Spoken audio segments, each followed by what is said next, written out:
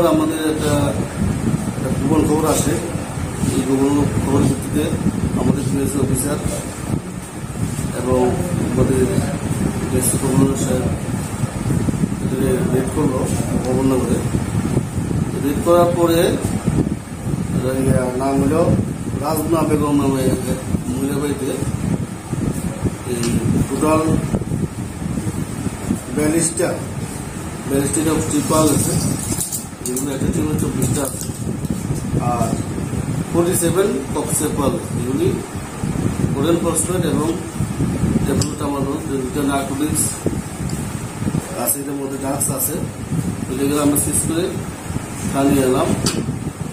মহিলাকে পাওয়া যায়নি, আমাদের চলছে, আসলে মহিলা অ্যারেস্ট হবে।